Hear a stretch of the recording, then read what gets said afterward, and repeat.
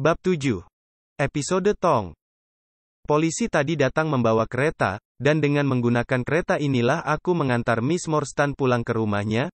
Sesuai sifat mulia wanita, ia menghadapi masalah ini dengan ekspresi tenang, selama masih ada orang lain yang lebih lemah daripada dirinya yang harus dihibur, dan aku mendapatinya bersikap cerah dan tenang di samping pengurus rumah yang ketakutan. Tapi di kereta ia mula-mula berubah pucat pasi, lalu terisak-isak hebat, begitu menyakitkan ujian yang dihadapinya selama petualangan di malam hari ini. Kelak ia memberitahuku bahwa sepanjang perjalanan malam itu, ia merasa aku bersikap dingin dan menjauh. Ia tak bakal bisa menebak kebingungan dalam diriku, atau usaha menahan diri yang mencegahku. Aku bersimpati dan jatuh cinta kepadanya, bahkan sewaktu kami berpegangan tangan di kebun. Aku merasa bahwa pengenalan bertahun-tahun dengan cara konvensional tidak akan bisa mengajariku betapa manis dan beraninya wanita ini, sebagaimana pengalaman-pengalaman aneh yang kami alami sekarang. Sekalipun begitu, ada dua pemikiran yang mencegah terlontarnya kata-kata penuh perasaan dari bibirku. Ia sedang dalam keadaan lemah dan tak berdaya, terguncang benak dan sarafnya. Menyodorkan cinta dalam keadaannya sekarang jelas merupakan pengambilan kesempatan dalam kesempitan. Yang lebih buruk lagi, ia kaya. Kalau penyelidikan Holmes berhasil, ia akan menjadi jutawan. Apa adil, apa terhormat, bagi seorang ahli bedah dengan gaji minim untuk mengambil keintiman menguntungkan yang bisa diraihnya dari kesempatan ini? Apa tak mungkin ia akan menganggapku sekadar mengejar harta? Aku tidak berani mengambil risiko ia jadi punya pemikiran seperti itu. Harta karun Agra ini turut campur bagaikan sebuah penghalang yang tak tertembus di antara kami. Hampir jam 2 sewaktu kami tiba di rumah Mrs. Cecil Forrester. Para pelayan telah tidur berjam-jam yang lalu, tapi Mrs. Forrester begitu tertarik oleh surat aneh yang diterima Miss Morstan, sehingga ia masih terjaga menunggu kepulangan Miss Morstan. Ia sendiri yang membukakan pintu, seorang wanita setengah baya yang anggun, dan aku sangat senang melihat betapa ia memeluk pinggang Miss Morstan dengan lembut, dan betapa keibuan suaranya saat menyambut. Jelas Miss Morstan lebih dari sekadar karyawan, tapi juga teman yang dihormati. Aku diperkenalkan dan Mrs. Forrester dengan tulus memintaku mampir dan menceritakan petualangan kami kepadanya. Tapi ku jelaskan akan pentingnya tugasku, dan berjanji untuk melaporkan perkembangan apapun yang mungkin kami raih dalam kasus ini. Saat melaju pergi aku berpaling, dan aku masih melihat keduanya di tangga. Kedua sosok yang anggun dan saling memeluk tersebut, pintu yang separuh terbuka cahaya dari ruang dalam menerobos kaca jendela mosaik, barometernya, tangga. Pemandangan rumah Inggris yang tenang benar-benar menenangkan di tengah-tengah urusan liar dan gelap yang tengah meliputi kami. Dan semakin kupikirkan apa yang terjadi, semakin rumit kasusnya. Kupikirkan kembali seluruh rangkaian kejadian luar biasa saat melaju melewati jalan-jalan yang sunyi dan diterangi lampu-lampu gas. Masalah awal itu, paling tidak, sekarang sudah cukup jelas. Kematian Kapten Morstan, pengiriman mutiara-mutiaranya, iklannya, suratnya kami sudah memahami seluruhnya dengan jelas. Tapi semua itu hanya membawa kami menghadapi misteri yang jauh lebih dalam dan lebih tragis. Harta karun India, rancangan yang ditemukan di antara barang-barang Morstan, adegan aneh saat kematian Mayor Solto, penemuan kembali hartanya yang segera diikuti pembunuhan terhadap penemunya. Keanehan kejahatan ini, jejak-jejak kakinya senjata yang luar biasa, tulisan di kertas, yang sesuai dengan peta milik Kapten Morstan, ini benar-benar sebuah labirin, dan orang yang tidak sehebat temanku pasti sudah putus asa untuk menemukan petunjuk-petunjuknya. Pinchin Lane merupakan sederetan rumah bata 2 tingkat yang kumuh di kawasan bawah Lambeth. Aku harus mengetuk beberapa lama di rumah nomor 3 sebelum berhasil menarik perhatian. Tapi akhirnya tampak cahaya lilin dari balik tirai, dan seseorang memandang keluar dari jendela atas. "Pergi pemabuk," katanya. "Kalau kau membuat keributan lagi, akan kubuka kandangnya, agar kau diserang 43 ekor anjing. Kalau kau mau mengeluarkan 1 ekor saja, aku memang datang untuk itu," kataku. "Pergi," teriaknya. "Aku membawa ular dalam kantong ini dan akan kujatuhkan ke kepalamu kalau kau tidak minggat." "Tapi aku mau mengambil anjing," seruku. "Aku tidak mau berdebat," teriak Mr. Sherman. "Sekarang mundur, kalau tidak, begitu kuhitung 3, akan kujatuhkan ularnya." Mr. Sherlock Holmes. Betapa ajaibnya kata-kata tersebut, karena jendelanya seketika dibanting menutup, dan semenit kemudian pintunya telah terbuka lebar. Mr. Sherman seorang pria tua yang kurus, dengan bahu bungkuk, leher kurus panjang, dan berkacamata kebiruan. Teman Mr. Sherlock selalu diterima. Katanya, masuklah Sir. Hati-hati dengan anjingnya, dia menggigit. Ah, nakal, nakal, apa kau mau menggigit tuan ini? Ia mengatakan itu pada seekor anjing yang menjulurkan kepala dan matanya yang merah ke sela-sela jeruji kandangnya. Jangan pedulikan Sir, dia hanya seekor cacing yang lamban. Tidak ada taringnya, jadi kubiarkan dia berkeliaran bebas untuk mengurangi gangguan kutu. Harap jangan tersinggung dengan sikapku tadi, karena aku sering diganggu anak-anak kecil, dan banyak yang datang kemari hanya untuk mengetuk pintuku. Apa yang diinginkan Mr. Sherlock Holmes, Sir? Dia menginginkan salah satu anjingmu. Ah, pasti Toby. Ya, Toby namanya. Toby tinggal di nomor 7 sebelah kiri tempat ini. Ia melangkah maju perlahan-lahan, sambil membawa lilin di antara berbagai jenis hewan yang dikumpulkannya. Dalam cahaya remang-remang, aku bisa melihat ada mata-mata tengah memandang kami dari setiap sudut dan ceruk. Bahkan balok penopang di atas kepala kami dipenuhi jajaran unggas, yang dengan malas memindahkan berat tubuh mereka dari satu kaki ke kaki yang lain, karena tidur mereka terganggu suara-suara kami. Toby ternyata seekor makhluk jelek berbulu panjang, dengan telinga menjuntai, campuran spaniel dan anjing kampung, berwarna coklat dan putih, dengan langkah sangat ceroboh dan terhuyung-huyung. Setelah ragu-ragu sejenak, ia menerima sebongkah gula yang kudapat dari pencinta hewan tua tersebut, dan setelah mendapatkan kepercayaan Toby, hewan tersebut mengikutiku ke kereta dan dengan senang hati menemaniku. Jam istana baru berdentang 3 kali saat aku kembali ke Pondicherry Lodge. MC Murdo, si mantan petinju bayaran, telah ditangkap atas tuduhan membantu melakukan kejahatan, dan baik ia maupun Mr. Solto telah dibawa ke kantor polisi. 2 orang petugas sekarang menjaga gerbangnya yang sempit, tapi mereka mengizinkan aku masuk membawa anjing begitu kusebutkan nama Holmes. Holmes tengah berdiri di tangga pintu, dengan tangan di dalam saku mengisap pipanya. Ah, kau membawanya? Katanya, anjing yang baik. Athelney Jones sudah pergi. Di sini ada pameran kekuasaan yang cukup besar sewaktu kau pergi. Dia bukan saja menangkap Tades, tapi juga penjaga gerbang, pengurus rumah, dan pelayan Indianya. Tempat ini kosong, hanya ada seorang sersan di lantai atas. Tinggalkan anjingnya di sini dan ikut aku ke atas. Kami mengikat Toby di meja ruang depan dan menaiki tangga. Kamarnya masih tetap sebagaimana sewaktu aku pergi, hanya saja sekarang ada selimut yang menutupi si korban. Seorang sersan polisi yang tampak bosan tengah duduk di sudut. Tolong pinjami aku lenteramu sersan, kata temanku. Sekarang tolong ikatkan tali ini di leherku, sehingga menjuntai di depanku. Terima kasih. Sekarang aku harus menanggalkan sepatu bot dan kaus kakiku. Tolong bawa turun Watson. Aku mau memanjat sedikit.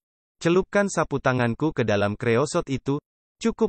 Sekarang ikut aku ke atas sebentar. Kami memanjat melewati lubang. Holmes mengarahkan lenteranya ke jejak-jejak kaki di debu sekali lagi. Tolong perhatikan jejak-jejak ini dengan lebih teliti. Katanya, apa ada hal-hal penting yang kau temukan di sana? Jejak itu, kataku, milik seorang anak atau seorang wanita yang kecil. Selain ukurannya, apa ada yang lain? Tampaknya sama seperti jejak-jejak kaki lainnya. Sama sekali tidak. Lihat ini jejak kaki kanan di debu. Sekarang aku akan membuat jejak kakiku sendiri di sampingnya. Apa perbedaan utamanya? Jemarimu semuanya rapat satu sama lain. Jejak yang itu masing-masing jarinya terpisah cukup lebar. Benar, itu intinya. Ingat itu baik-baik. Sekarang, apa kau tidak keberatan ke pintu atap dan mencium tepi bingkainya? Aku akan tetap di sini, karena aku membawa sapu tangan ini. Aku melakukan permintaannya, dan seketika menyadari bau aspal yang tajam. Kakinya menginjak itu saat dia keluar. Kalau kau saja bisa melacaknya, kupikir Toby tidak akan menemui kesulitan untuk itu. Sekarang turunlah ke bawah, lepaskan anjingnya, dan hati-hati terhadap penyusup itu. Saat aku keluar di bawah, Sherlock Holmes telah berada di atap, dan aku bisa melihatnya bagai seekor ulat raksasa yang bercahaya, merayap perlahan-lahan di sepanjang tepi atap. Aku tak bisa melihatnya sewaktu ia berada di balik cerobong, tapi kemudian ia muncul dan kembali menghilang di sisi seberang. Sewaktu aku berputar, kulihat ia duduk di salah satu sudut rumah. Itu kau Watson? Serunya. Ya. Ini tempatnya. Benda apa yang berwarna hitam di bawah itu? Tong air. Ada tutupnya? Ya. Tidak terlihat ada tangga di sana? Tidak. Benar-benar hebat. Ini tempat yang paling berbahaya. Kurasa aku bisa turun melalui jalur naiknya. pipa airnya mungkin cukup kuat. Pokoknya ini dia. Terdengar kaki-kaki bergeser, dan lentranya mulai turun dengan mantap di dinding. Lalu dengan loncatan ringan Sherlock Holmes mendarat di tongnya, dan dari sana melompat ke tanah. Mudah mengikutinya, katanya, sambil mengenakan kaos kaki dan sepatu botnya. Banyak bata yang kendur di sepanjang jalurnya, dan karena tergesa-gesa dia tanpa sengaja menjatuhkan ini. Ini mengkonfirmasi diagnosaku, sebagaimana istilah kalian para dokter. Benda yang diacungkan kepadaku adalah sebuah kantong kecil yang dianyam dari rerumputan berwarna-warni, dengan beberapa butir manik-manik diikatkan di sekelilingnya. Bentuk dan ukurannya sangat mirip kotak rokok. Di dalamnya terdapat setengah lusin kayu hitam, tajam di satu ujungnya dan bulat di ujung yang lain, seperti duri yang menancap di Bartholomew Solto. Ini benda-benda jahat, kata Holmes. Hati-hati, jangan sampai tertusuk. Aku gembira menemukannya. Karena kemungkinan hanya ini miliknya, kemungkinan kita menemukan salah satunya menancap di kulit kita sudah berkurang. Aku sendiri lebih suka berhadapan dengan peluru Martini. Kau siap berjalan sejauh 10 km, Watson? Jelas, jawabku. Kakimu mampu bertahan? Oh, ya.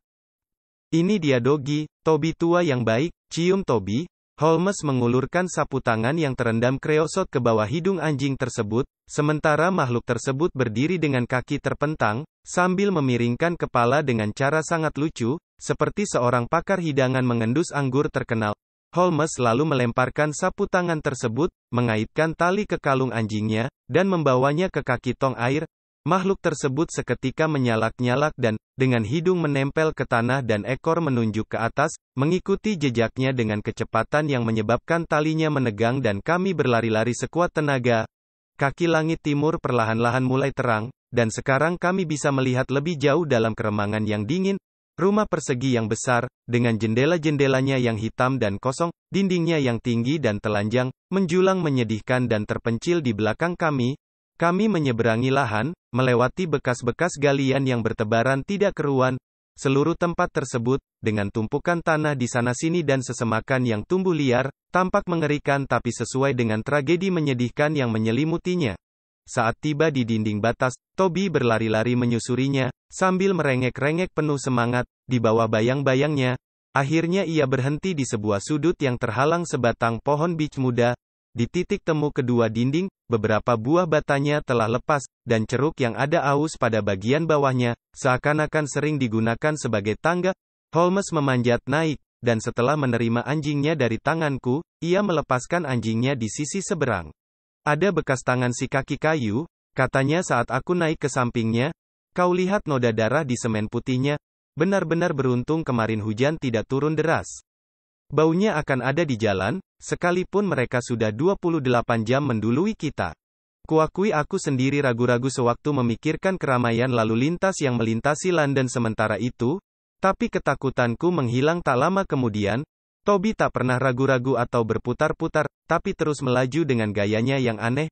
Jelas bau tajam kreosot menebar lebih tinggi daripada bau-bau lainnya. Jangan membayangkan aku mengandalkan keberhasilanku memecahkan kasus ini semata-mata pada ketidaksengajaan salah satu dari mereka mencelupkan kakinya ke bahan kimia, kata Holmes. Aku punya pengetahuan untuk melacak mereka dalam beberapa cara berbeda. Tapi ini yang paling mudah, dan karena kita sudah mendapatkan keberuntungan ini, sangat tidak layak kalau kusia-siakan. Tapi, dengan begini, kasus ini tidak menjadi masalah intelektual yang bagus, sebagaimana semula. Kalau bukan gara-gara petunjuk yang mencolok ini, kita mungkin bisa mendapat nama. Sebenarnya kau masih bisa mendapat nama, kataku. Percayalah padaku Holmes, kalau kukatakan aku kebingungan memikirkan caramu mendapatkan hasil dalam kasus ini, lebih dari kebingunganku sewaktu menghadapi kasus pembunuhan Jefferson Hope. Situasinya tampak lebih dalam dan lebih tidak bisa dijelaskan. Misalnya, bagaimana kau bisa menjabarkan pria berkaki kayu dengan seyakin itu? Ah, sobatku. Itu sederhana sekali. Aku tak ingin bersikap dramatis. Semuanya kokoh dan bisa dibuktikan. Dua orang perwira yang memimpin satuan pengamanan narapidana mengetahui rahasia penting tentang keberadaan harta karun. Mereka mendapat peta dari seorang Inggris bernama Jonathan Small. Kau tentu ingat, kita melihat nama itu di peta milik Kapten Morstan. Small menandatanganinya dengan namanya sendiri dan rekan-rekannya, tanda mereka berempat, sebagaimana dia menyebutnya. Dibantu peta ini, para perwira, atau salah satu di antaranya, mendapatkan harta itu dan membawanya kembali ke Inggris. Kita anggap saja begitu, beberapa syarat yang menurutnya tidak bisa dipenuhi. Sekarang, kenapa Jonathan Small tidak mengambil sendiri hartanya? Jawabannya jelas. Peta itu diberi tanggal saat Morstan berhubungan cukup dekat dengan para narapidana. Jonathan Small tidak mengambil sendiri harta itu karena dia dan rekan-rekannya adalah narapidana dan tidak bisa melarikan diri. Tapi ini hanya spekulasi, kataku. Lebih dari itu, ini satu-satunya hipotesis yang sesuai dengan fakta-faktanya. Kita lihat bagaimana kelanjutannya. Mayor Sholto hidup dengan damai selama beberapa tahun, berbahagia karena memiliki hartanya. Lalu dia menerima surat dari India, yang menyebabkan dia ketakutan hebat. Surat apa itu? Surat yang mengatakan bahwa orang yang telah diperdayainya telah dibebaskan. Atau telah melarikan diri. Itu lebih mungkin, karena dia pasti tahu berapa lama mereka dihukum. Kalau mereka memang sudah selesai menjalani masa hukuman, surat itu tidak akan mengejutkannya. Apa yang kemudian dia lakukan? Dia mewaspadai pria berkaki kayu, pria kulit putih, ingat, karena dia sudah keliru menyangka seorang pedagang kulit putih sebagai orang yang ditakutinya dan menembaknya dengan pistol. Sekarang, hanya ada satu nama pria kulit putih dalam peta itu, yang lainnya nama orang India atau Pakistan. Tidak ada pria kulit putih lain. Oleh karena itu, kita bisa mengatakan dengan yakin bahwa pria berkaki kayu itu identik dengan Jonathan Small. Apa penjelasan ini ada kesalahan menurutmu? Tidak, penjelasanmu jelas dan singkat. Well, sekarang kita pikirkan seandainya kita menjadi Jonathan Small. Kita lihat situasinya dari sudut pandangnya. Dia datang ke Inggris dengan gagasan ganda untuk mendapatkan haknya dan membalas dendamnya terhadap orang yang telah menipunya. Dia mencari tahu tempat tinggal Sholto, dan sangat mungkin dia mengadakan hubungan dengan seseorang di dalam rumah. Ada pengawas rumah, Lal Rao, yang belum kita temui. Menurut Mrs. Bernstein, orang itu jauh dari baik. Tapi Small tidak bisa mengetahui di mana hartanya disembunyikan, karena tak seorang pun yang tahu, kecuali sang mayor dan seorang pelayan setia yang telah meninggal. Tiba-tiba Small mengetahui bahwa sang mayor sedang sekarat. Karena takut harta karun itu akan hilang bersama kematiannya, Small nekat menerobos masuk dan menuju jendela kamar tidur sang mayor. Satu-satunya penghalang hanyalah kehadiran kedua putra sang mayor. Tapi karena gelap mata oleh kebenciannya terhadap mayor itu, dia masuk ke kamar tidur tersebut di malam harinya, menggeledah dokumen-dokumen pribadi sang mayor, dengan harapan menemukan semacam memorandum yang berhubungan dengan hartanya, dan akhirnya meninggalkan cindera mata kunjungannya dalam bentuk pesan singkat di sehelai kartu. Tidak ragu lagi dia sudah merencanakannya, bahwa kalau dia membunuh mayor itu, dia akan meninggalkan pesan seperti itu di mayatnya, sebagai tanda bahwa tindakannya bukanlah pembunuhan biasa, tapi merupakan tindakan keadilan. Dari sudut pandang keempat rekanan itu, hal-hal seperti ini sudah biasa dalam tindak kejahatan, dan biasanya memberi petunjuk berharga mengenai pelakunya. Kau mengerti semua ini? Sangat jelas. Sekarang apa yang bisa dilakukan Jonathan Small? Dia hanya bisa terus mengawasi dengan diam-diam, usaha-usaha yang dilakukan untuk menemukan hartanya. Mungkin dia meninggalkan Inggris dan sesekali kembali.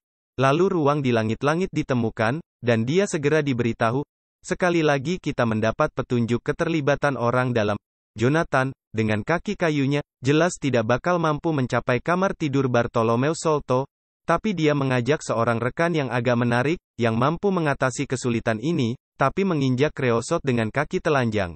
Karena itulah Toby terlibat, juga kau, perwira dengan gaji minim dan otot kaki terluka, yang harus menempuh 10 km dengan susah payah. Tapi justru rekannya ini yang melakukan kejahatan, bukan Jonathan Small. Benar. Dan hal ini menimbulkan kemarahan Jonathan, kalau dilihat dari jejak-jejak bekas dia mengentakkan kakinya sewaktu masuk ke dalam kamar. Dia tidak punya masalah dengan Bartholomew Sholto, dan sudah puas kalau bisa sekadar mengikat dan menyumpalnya. Dia tidak ingin membunuh mayor itu, tapi dia tak bisa mencegah naluri buas rekannya, dan begitulah. Jadi, Jonathan Small meninggalkan pesannya, menurunkan kotak harta ke tanah, lalu dia sendiri turun. Itulah rangkaian kejadian sepanjang yang bisa kuduga. Mengenai penampilannya sendiri, dia pasti sudah setengah baya dan terbakar matahari sesudah menjalani hukuman di Kepulauan Andaman. Tingginya bisa diukur dari panjang langkahnya, dan kita mengetahui bahwa dia berjanggut. Kelebatan janggutnya lah yang menyebabkan Tades Sholto sangat mengingat dirinya sewaktu melihatnya di jendela. rasanya tidak ada hal lain lagi. Rekannya? Tidak ada misteri besar dalam hal ini, tapi kau akan mengetahui semuanya tidak lama lagi. Udara pagi ini segar sekali, lihat awan kecil itu, melayang seperti sehelai bulu merah muda seekor flamingo raksasa. Sekarang tepi kemerahan matahari sudah mencapai tepi kota London. Matahari menyinari banyak orang, tapi aku berani bertaruh, tak seorang pun yang tengah melakukan tugas lebih aneh daripada apa yang kita lakukan. Betapa kecilnya kita, dengan ambisi sepele kita dalam kehadiran kekuatan alam. Apa kau mengenai karya-karya Jean Paul, alias J.P.F. Richter, penulis Jerman itu? Ya, aku mengenalnya melalui Thomas Carlyle. Dia yang memperkenalkan karya-karya Jean Paul pada para pembaca Inggris. Itu rasanya seperti mengikuti aliran sungai ke danau induknya. Salah satu komentarnya sangat menarik. Bukti utama kebesaran sejati manusia adalah persepsi akan kekecilan dirinya. Komentarnya itu memperdebatkan kemampuan membandingkan dan menghargai, yang merupakan bukti kemuliaan. Begitu banyak santapan bagi pikiran dalam karya Richter. Kau tidak membawa pistol bukan? Hanya tongkatku? Ada kemungkinan kita memerlukan pistol pada saat tiba di sarang mereka. Kuserahkan Jonathan kepadamu, tapi kalau rekannya melawan, aku akan menembaknya hingga mati. Ia mengeluarkan revolvernya sambil bicara, dan setelah mengisikan 2 butir peluru, ia mengembalikan revolver itu ke saku kanan jasnya. Sebelumnya kami telah mengikuti Toby hingga tiba di jalan separuh pedalaman yang diapit villa-villa, yang menuju London. Tapi sekarang kami mulai menemui jalan-jalan lainnya, di mana para buruh dan kuli pelabuhan telah berkeliaran, dan wanita-wanita berpenampilan lusuh telah membuka jendela dan menyapu tangga depan. Di perumahan publik beratap datar ini bisnis baru saja dimulai, dan pria-pria bertampang kasar bermunculan, sambil menggosokkan lengan kemeja ke janggut mereka setelah mandi pagi. Anjing-anjing aneh berkeliaran dan menatap penasaran ke arah kami saat kami melintas, tapi Toby tidak berpaling ke kanan atau ke kiri. Toby terus maju, dengan hidung menempel ke tanah, dan sesekali merengek penuh semangat, yang menyatakan jejak yang masih hangat. Kami telah melintasi Streatham, Brixton, Camberwell, dan sekarang tiba di Kennington Lane. Setelah melewati jalan-jalan samping di sebelah timur oval, orang-orang yang kami buru tampaknya sengaja menempuh rutenya secara zigzag, mungkin untuk menghindari pengawasan. Mereka tidak pernah menggunakan jalan utama apabila ada jalan samping yang memenuhi kebutuhan mereka. Di ujung Kennington Lane mereka berbelok ke kiri, memasuki Bond Street dan Miles Street. Dari Miles mereka berbelok ke Knight's Place, di mana Toby berhenti dan mulai berlari ke sana kemari dengan satu telinga terangkat dan yang lainnya menjuntai, gambaran seekor anjing yang tengah kebingungan. Lalu ia berputar-putar, menengadah memandang kami dari waktu ke waktu, seakan-akan meminta pengertian akan kebingungannya. Ada apa dengan anjing ini? Geram Holmes. Mereka jelas tidak menggunakan kereta atau balon. Mungkin mereka berdiri di sini selama beberapa saat, kataku. Tidak apa-apa. Dia sudah menemukan jejak lagi, kata temanku dengan nada lega. Toby memang kembali berjalan, sebab setelah mengendus-endus beberapa saat, ia tiba-tiba mengambil keputusan dan melesat dengan energi dan kebulatan tekad yang sebelumnya tidak ia perlihatkan. Bau yang diikutinya rupanya jauh lebih kuat daripada sebelumnya, karena ia bahkan tak perlu menempelkan hidungnya ke tanah, tapi menarik-narik tali pengikatnya dan mencoba berlari. Aku bisa melihat dari kilau mata Holmes bahwa ia mengira kami hampir tiba di akhir perjalanan. Kami sekarang berlari menyusuri Nine Elms hingga tiba di Broderick dan gudang kayu Nelsons, tepat di samping White Eagle Tavern. Di sini Toby dengan penuh semangat berbelok melewati gerbangnya, ke tempat para pemotong kayu telah mulai bekerja. Anjing itu terus berlari menerobos serbuk gergaji, menyusuri sebuah lorong sempit, mengitari lorong lain di antara 2 tumpukan kayu, dan akhirnya, diiringi salakan penuh kemenangan, melompat ke atas sebuah tong besar yang masih berada di kereta dorong. Dengan lidah terjulur dan mata berkedip-kedip, Toby berdiri di atas tong tersebut, memandang kami bergantian, meminta pujian. Tong dan roda-roda keretanya kotor oleh cairan kehitaman, dan bau kreosot sangat tebal di udara. Sherlock Holmes dan aku saling pandang, lalu tertawa terbahak-bahak. Bab 8. Gelandangan Baker Street. Sekarang apa? Tanyaku. Toby sudah menyerah. Dia bertindak menurut pengertiannya, kata Holmes sambil menurunkan anjing tersebut dari atas tong, dan menuntunnya keluar dari gudang kayu. Kalau kau ingat betapa banyaknya kreosot yang lalu lalang di London dalam satu hari, tidak heran kalau jejak kita bersilangan. Sekarang cairan itu banyak digunakan, terutama untuk mengolah kayu. Toby yang malang tak bisa disalahkan. Kita harus ke jejak utamanya lagi, kurasa. Ya. Dan untungnya kita tidak terlalu jauh. Jelas yang membingungkan anjing ini di tikungan Knight's Place adalah dua jejak yang berbeda, menuju arah yang berlawanan. Kita sudah mengikuti jejak yang salah, hanya perlu mengikuti jejak yang satu lagi. Tidak ada kesulitan dalam hal ini. Setelah membawa Toby ke tempat ia melakukan kesalahan, ia berputar-putar cukup lebar, dan akhirnya melesat ke arah baru. Kita harus berhati-hati sekarang, agar dia tidak membawa kita ke tempat asal tong berisi kreosot itu, kataku. Sudah kupikirkan, tapi kau lihat dia terus berjalan di trotoar, sedangkan tongnya melewati jalan. Tidak, kita sudah mengikuti jejak yang benar sekarang. Jejaknya menuju tepi sungai, menyusuri Belmont Place dan Princess Street. Di ujung Broad Street jejaknya langsung menuju tepi sungai, di mana terdapat sebuah dermaga kayu kecil. Toby membawa kami ke ujung dermaga dan melolong di sana, memandang ke arus gelap di baliknya. Kita sedang sial, kata Holmes.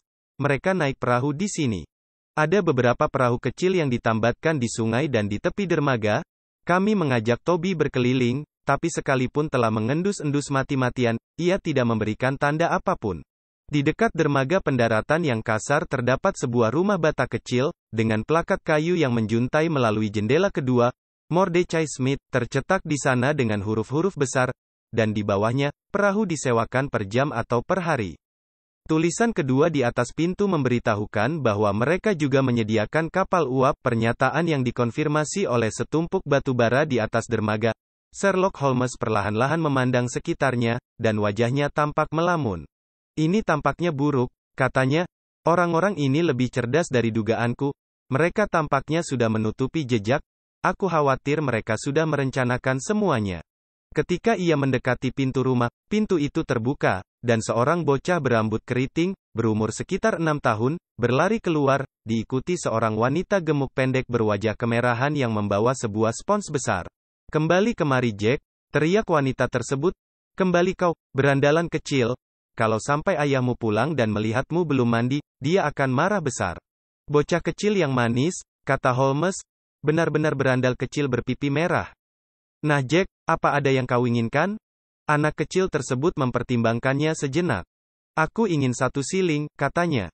Tidak ada yang lebih kau inginkan lagi? Aku mau 2 siling, jawabnya setelah berpikir sejenak. Ini dia, tangkap, anak yang manis, Mrs. Smith. Tuhan memberkati Anda, Sir, dia memang manis dan pandai. Aku seringkali kesulitan untuk mengendalikannya, terutama kalau suamiku pergi berhari-hari. Pergi, kata Holmes dengan nada kecewa. Sayang sekali, karena aku ingin bertemu dengan Mr. Smith. Dia sudah pergi sejak kemarin pagi Sir dan sejujurnya, aku mulai khawatir dengannya. Tapi kalau ini urusan kapal, Sir, mungkin aku bisa membantu. Aku ingin menyewa kapal uapnya. Wah Sir, dia justru pergi dengan kapal uapnya. Itu yang membingungkanku. Karena aku tahu batu bara di kapal hanya cukup untuk membawanya ke Woolwich pulang pergi.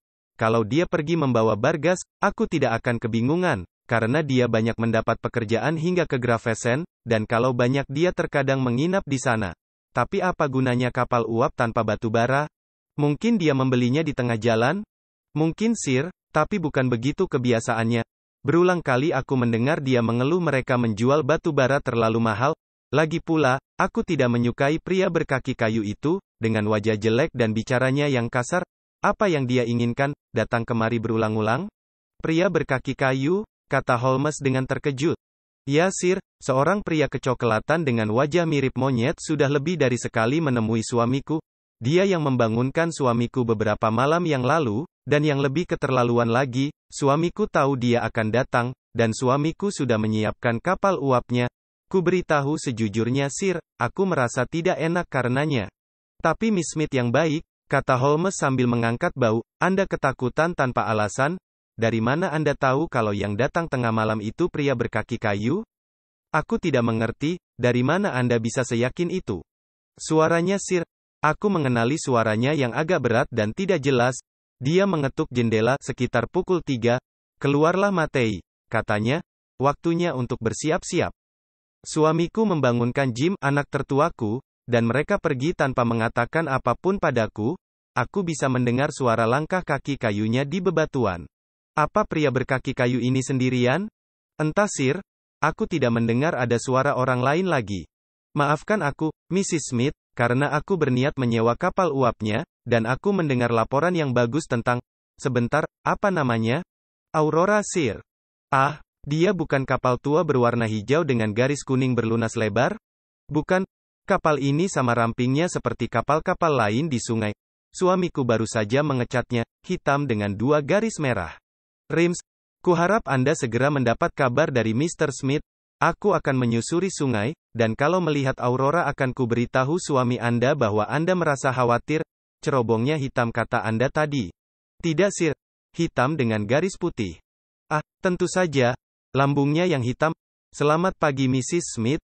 Masih ada kapal lain di sini, Watson. Kita ke seberang sungai dengan kapal itu saja. Masalah utama dengan orang-orang seperti itu, kata Holmes saat kami duduk di kapal, adalah jangan pernah membiarkan mereka menganggap bahwa informasi yang mereka berikan punya arti penting bagimu. Kalau mereka sampai berpikiran begitu, mereka seketika akan menutup mulut serapat tiram. Kalau kau mendengarkan keluhan-keluhan mereka, kemungkinan besar kau akan mendapatkan apa yang kau butuhkan. Arah kita tampaknya cukup jelas, kataku. Kalau begitu, apa tindakanmu? Aku akan mencari kapal dan menyusuri sungai untuk melacak Aurora. Temanku yang baik, itu tugas yang kolosal. Kapal itu mungkin merapat di salah satu dermaga antara tempat ini dengan Greenwich. Di bawah jembatan ada labirin tempat merapat sepanjang bermil-mil. Kau perlu waktu berhari-hari untuk mencarinya sendiri. Kalau begitu, gunakan tenaga polisi. Tidak. Aku mungkin akan menghubungi Athelney Jones pada saat-saat terakhir. Dia bukan orang jahat, dan aku tidak ingin melakukan apapun yang menyakitinya secara profesi, tapi aku lebih suka menangani kasus ini sendiri, apalagi kita sudah sejauh ini. Kalau begitu apa kita bisa pasang iklan, meminta informasi dari orang-orang di pelabuhan? Justru lebih buruk lagi, buruan kita akan tahu bahwa mereka tengah dikejar dengan ketat, dan mereka akan kabur ke luar negeri. Sekarang pun mereka sangat mungkin untuk pergi, tapi selama mereka mengira masih aman, mereka tidak akan tergesa-gesa. Energi Jones berguna bagi kita dalam hal ini, karena pandangannya mengenai kasus ini jelas akan dimuat di koran-koran, dan para pelarian itu akan berpikir bahwa semua orang tengah mengikuti jejak yang salah. Kalau begitu, apa yang akan kita lakukan? Tanyaku sewaktu kami merapat di dekat lembaga pemasyarakatan Millbank. Gunakan kereta ini pulanglah. Sarapan dan tidurlah selama 1 jam, kemungkinan besar nanti malam kita akan bekerja lagi, mampir di kantor telegram kusir. Toby tetap bersama kita, karena mungkin dia akan berguna. Kami berhenti di kantor pos Great Peter Street, dan Holmes mengirimkan telegramnya. Menurutmu aku mengirim telegram pada siapa? Tanyanya sewaktu kami telah melanjutkan perjalanan. Aku tidak tahu. Kau ingat satuan detektif polisi divisi Baker Street yang kupekerjakan dalam kasus Jefferson Hope? Well, kataku sambil tertawa. Dalam keadaan seperti sekarang inilah mereka berharga. Kalau mereka gagal, aku masih memiliki sumber daya lain, tapi aku akan mencoba dengan mereka dulu. Telegram itu untuk letnan kecilku yang kotor, Wiggins. Kurasa dia dan rekan-rekannya akan menjumpai kita sebelum kita selesai sarapan. Sekarang antara pukul 8 dan 9, dan aku sadar akan reaksi kuat yang kualami akibat serangkaian kegiatan penuh semangat semalam. Aku terlatih-tatih dan kelelahan, otakku macet dan tubuhku kehabisan tenaga. Aku tidak memiliki antusiasme profesional seperti temanku, dan aku tak bisa memandang masalah ini sekadar sebagai sebuah masalah intelektual yang abstrak. Sepanjang berkaitan dengan kematian Bartolomeu Solto, aku hanya mendengar sedikit hal-hal baik tentangnya, dan aku tidak merasakan antipati yang besar terhadap pembunuhnya. Tapi hartanya, itu soal lain. Itu, atau sebagian harta itu, milik Miss Morstan. Selama ada kesempatan untuk mendapatkannya kembali, aku akan membaktikan hidupku untuk satu tujuan itu. Memang benar, kalau harta itu kutemukan, mungkin justru akan menjauhkan dia dariku. Sekalipun begitu, hanya cinta yang picik dan egois yang terpengaruh oleh pemikiran seperti itu. Kalau Holmes bersemangat untuk menangkap para penjahatnya, aku memiliki alasan 10 kali lebih kuat untuk menemukan hartanya. Setelah mandi dan berganti pakaian di Baker Street, aku segar kembali sepenuhnya. Sewaktu turun ke ruangan kami, kudapati sarapan telah dihidangkan dan Holmes tengah menuang kopi. Ini dia, katanya, sambil tertawa dan menunjuk lembaran koran. Jones yang bersemangat dan wartawan yang tekun rupanya saling melengkapi. Tapi jangan pikirkan soal kasus itu sekarang. Sebaiknya kau habiskan dulu ham dan telurmu. Kuambil koran tersebut dari tangannya dan kubaca artikel pendeknya yang berjudul, Urusan Misterius di Upper Norwood. Sekitar pukul 12 semalam, menurut Standard, Mr. Bartholomew Sholto, dari Pondicherry Lodge, Upper Norwood, ditemukan tewas di kamarnya dalam situasi yang menunjukkan adanya permainan kotor. Sepanjang yang bisa kami ketahui, tidak ada tanda-tanda kekerasan yang nyata pada tubuh Mr. Sholto, tapi koleksi permata India yang tak ternilai, yang diwarisi almarhum dari ayahnya telah hilang. Orang pertama yang menemukannya adalah Mr. Sherlock Holmes dan Dr. Watson, yang mengunjungi rumah tersebut bersama Mr. Thaddeus Sholto, saudara almarhum. Kebetulan sekali Mr. Athelney Jones, anggota satuan detektif polisi yang terkenal itu, berada di kantor polisi Norwood dan tiba di lokasi kejadian dalam waktu setengah jam setelah pemberitahuan awal. Latihan dan pengalamannya seketika mengarahkan detektif tersebut kepada penjahatnya, dengan hasil memuaskan bahwa saudara almarhum Thaddeus Sholto, telah ditangkap bersama dengan pengurus rumah Mrs. Bernstone, pelayan India bernama Lal Rao, dan seorang portir, atau penjaga gerbang bernama McMurdo. Bisa dipastikan bahwa pencuri atau para pencuri tersebut sangat mengenai rumahnya, karena pengetahuan teknis Mr. Jones yang terkenal dan pengamatannya yang teliti memungkinkannya untuk membuktikan bahwa pelakunya tidak mungkin masuk melalui pintu atau jendela tapi pasti melewati atap rumah, dan melalui pintu kecil yang ada di sana, menuju kamar tempat mayat ditemukan. Fakta ini, yang sangat jelas terlihat, membuktikan bahwa kejadian tersebut bukan sekadar pencurian yang salah perhitungan. Kesigapan dan semangat para penegak hukum menunjukkan pentingnya kehadiran orang yang ahli dan penuh semangat dalam kejadian semacam itu. Mau tak mau, kita menganggap ini sebagai argumentasi terhadap mereka yang ingin melihat para detektif kita lebih terdesentralisasi, dan dengan begitu menjadikan para detektif itu lebih dekat dan efektif dalam menangani kasus-kasus mereka. Luar biasa, kata Holmes sambil menyeringai dari balik cangkir kopinya. Apa pendapatmu? Kupikir kita sendiri nyaris ditangkap karena kejahatan itu. Aku tidak berani menjamin kita akan tetap aman kalau dia tiba-tiba tercengkam semangat seperti itu lagi. Pada saat itu terdengar dering bel yang cukup keras, dan aku bisa mendengar suara Mrs. Hudson, induk semang kami, melolongkan protes dan rasa jengkelnya. Demi Tuhan Holmes, kataku, setengah beranjak bangkit, aku yakin mereka benar-benar mengejar kita. Tidak seburuk itu. Ini satuan tidak resmi para gelandangan Baker Street. Sementara ia berbicara, terdengar suara halus langkah-langkah kaki telanjang menaiki tangga, dentang suara melengking, dan selusin bocah jalanan yang kotor dan kumuh berhamburan masuk. Walaupun masuk dengan ribut, mereka masih menunjukkan sedikit kedisiplinan, sebab mereka seketika berbaris dan memandang kami dengan wajah-wajah penuh harap. Salah satu dari mereka, yang paling jangkung dan paling tua, melangkah maju dengan sikap berkuasa yang terasa sangat lucu, mengingat sosoknya yang seperti itu. Pesanmu diterima Sir, katanya, dan aku langsung mengajak mereka. Biayanya 3 siling dan 6 pence. Ini dia, kata Holmes sambil mengeluarkan beberapa keping koin perak. Untuk selanjutnya mereka harus melapor padamu, Wiggins, dan kau melapor padaku. Aku tidak bisa menerima rumahku diinvasi seperti ini. Tapi kurasa ada baiknya juga kalau kalian semua mendengar instruksinya. Aku ingin tahu keberadaan kapal uap bernama Aurora, milik Mordecai Smith, hitam dengan 2 garis merah, cerobong hitam dengan garis putih. Kapalnya ada di sungai entah di mana. Ku minta 1 orang menjaga dermaga Mordecai Smith dari seberang Milbank untuk mengabarkan kalau kapalnya merapat.